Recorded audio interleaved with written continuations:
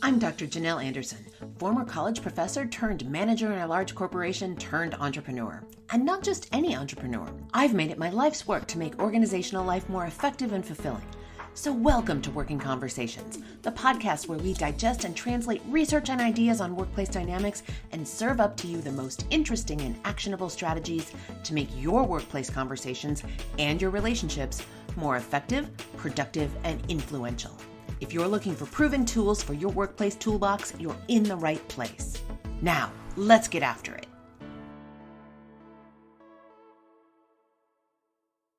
Well, hello there, and welcome to another episode of Working Conversations.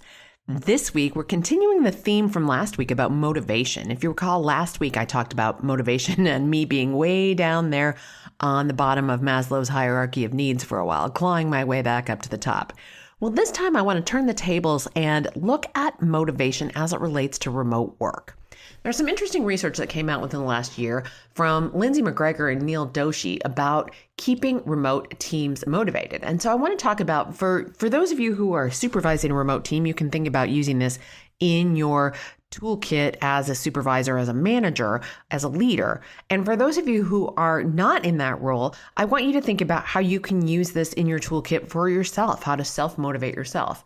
So these two have been studying remote work for the past decade. And so this research isn't necessarily something that is just COVID driven, although it's particularly timely that it comes out, that their research, and they're talking about this research increasingly as the pandemic has gone on.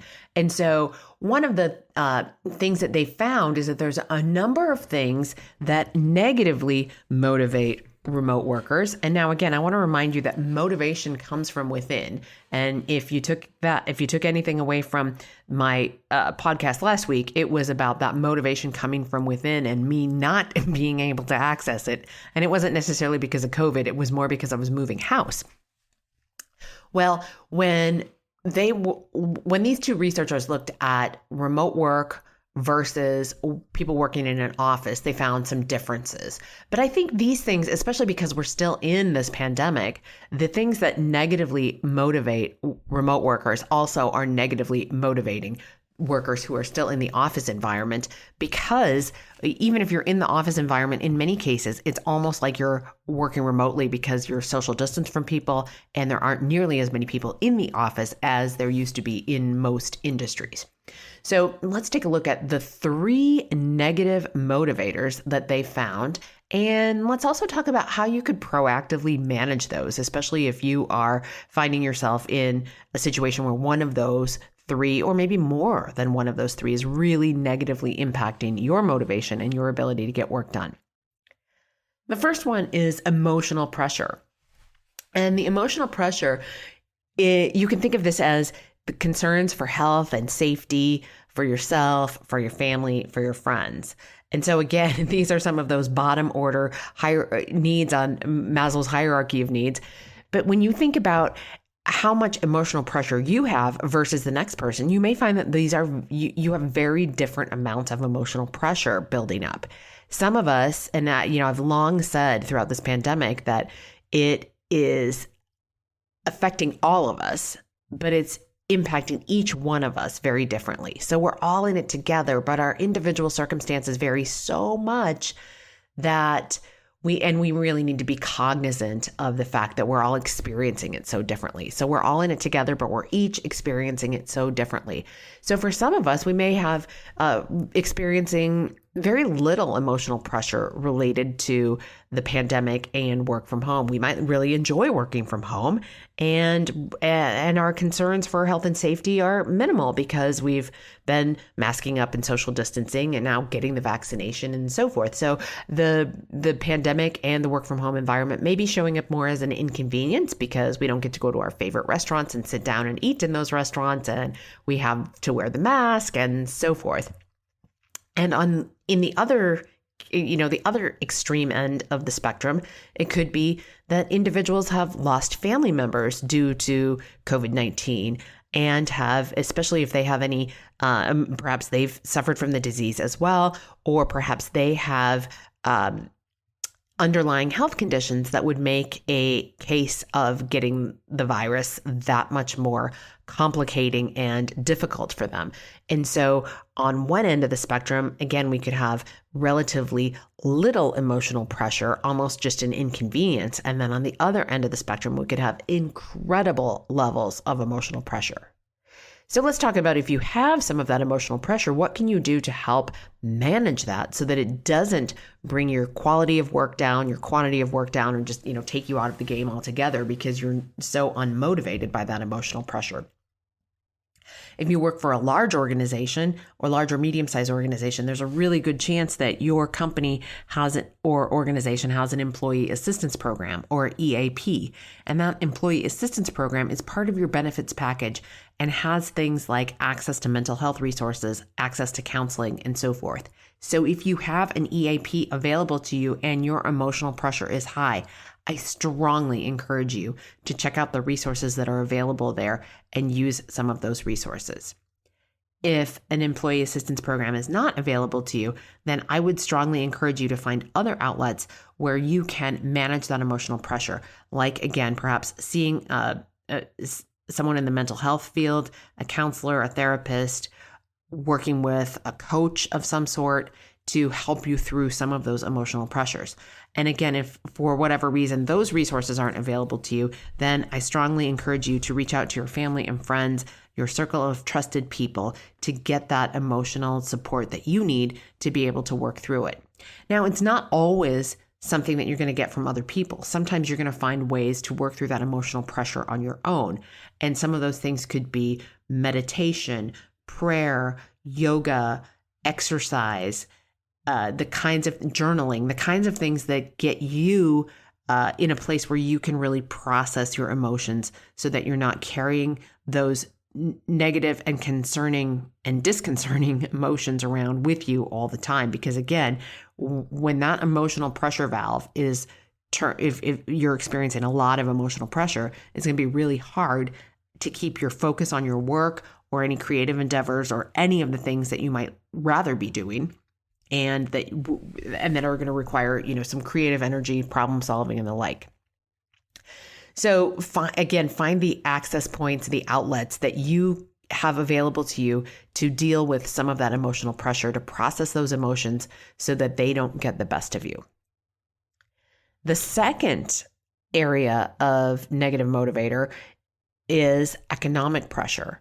So this is all about keeping your job, paying your rent, paying your mortgage, concern for your family's finances, your individual finances, and even a more broad concern for the economy.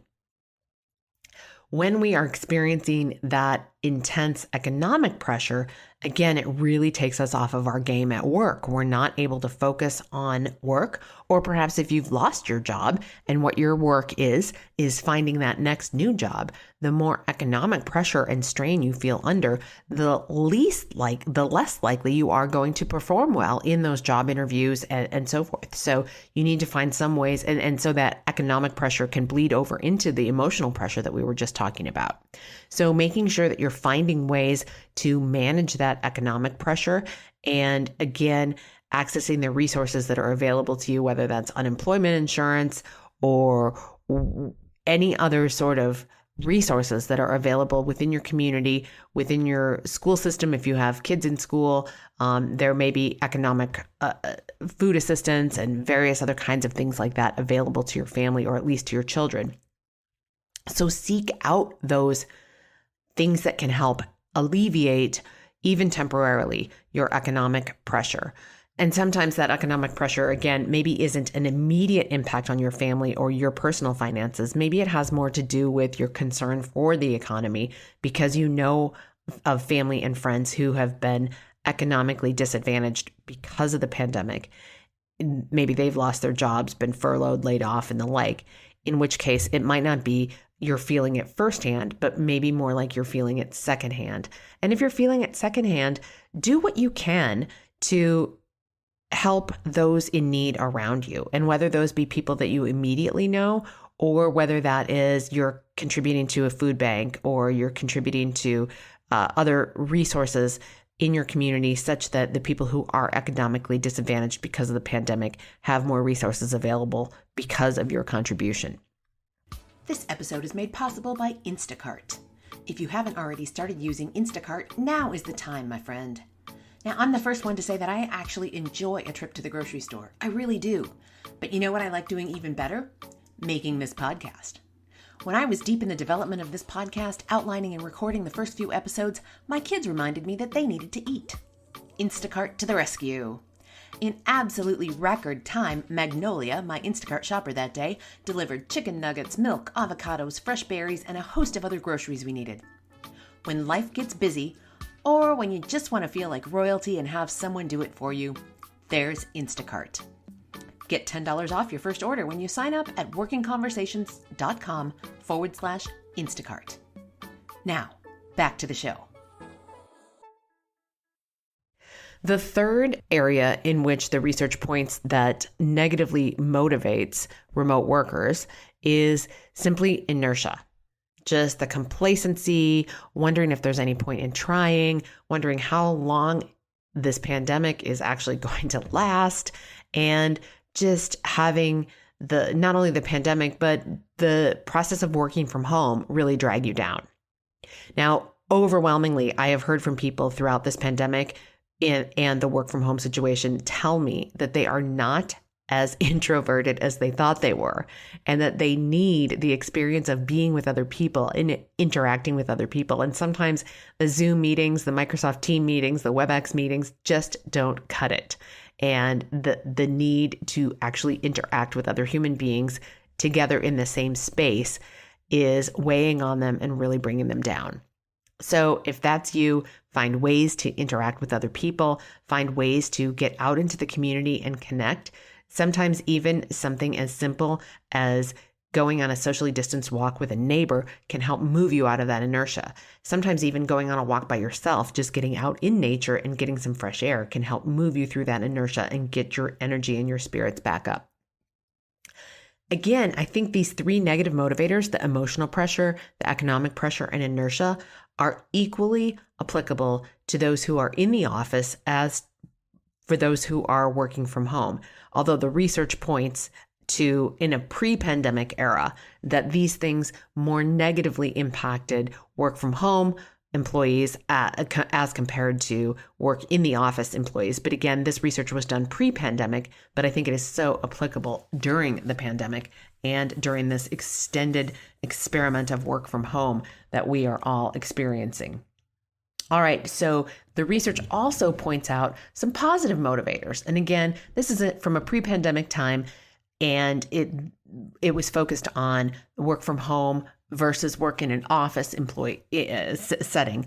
But I think, again, this also is applicable in this pandemic era to both remote work as well as those who may be still assigned to work in the office.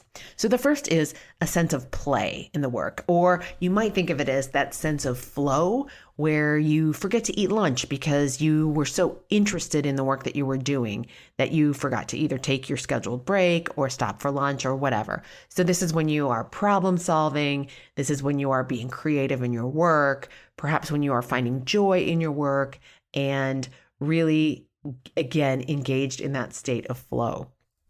So seek out those positive motivators, not only for yourself, but if you are a person who manages or supervises the work of others, make sure that you are also helping them find that sense of play and that sense of flow in their work. One fun way to do this is just the gamification of work. One of my clients was telling me that, and this was a client based here in Minnesota, where they have their own clients within all 87 counties of Minnesota.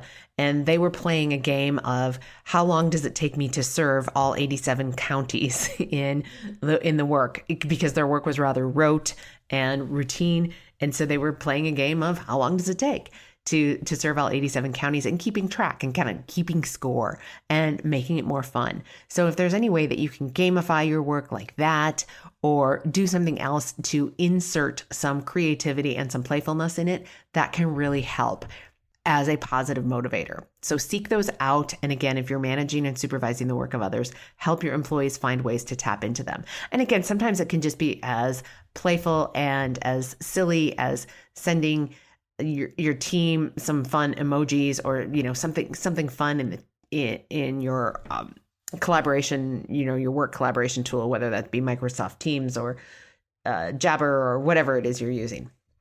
All right, the second positive motivator to seek out is purpose, and that is providing visibility into the team's broader impact, or thinking about the broader impact that your specific work has. Now, if you are very customer facing in your role, then it's probably pretty obvious to you what your specific purpose is and what your impact is to your customers. But if you are a little bit more far removed, even just one or two steps downstream from that customer facing role, you may need to be more intentional about connecting to that purpose, because the more you connect to the purpose of the work that you are doing and how it impacts the people that you serve, the more likely you are going to stay positively motivated, because you're going to realize that whatever it is that whatever product or service you're delivering to your customers really does matter and makes a difference in their lives. Then that purpose will help drive your motivation and your positive motivation to stay engaged in your work and to stay connected to your work.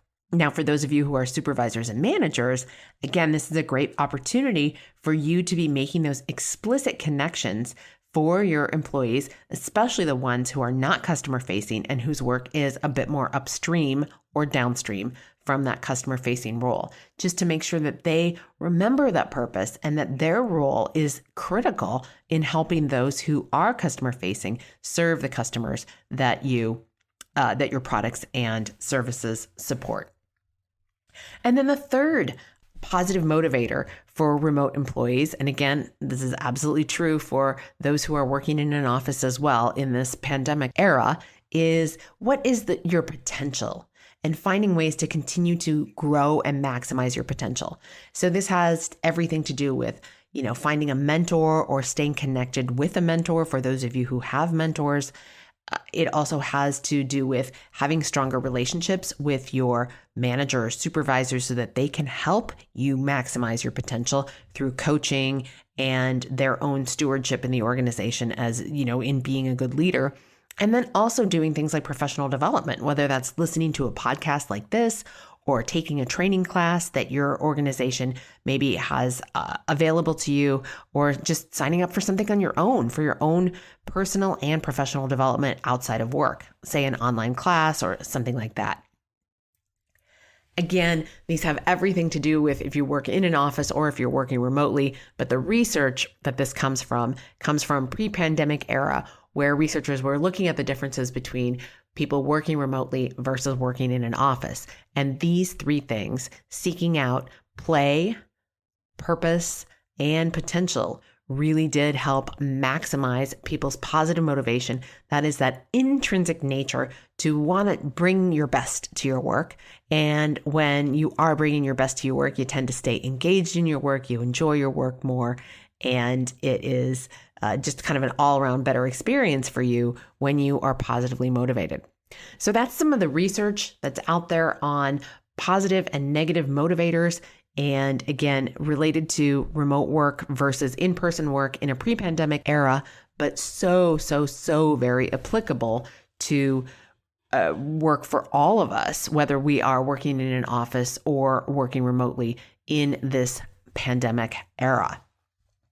So I strongly encourage you to capitalize on some of those positive motivators as you step into the week ahead.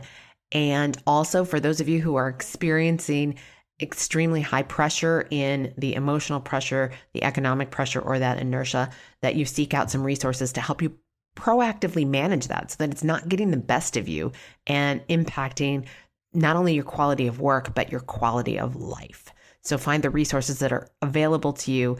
Make the resources available to you, seek them out, do whatever you need to do in order to best manage some of those negative impacts of the current world that we're in, so that you can bring your very best, not only to your work, but really to your whole life.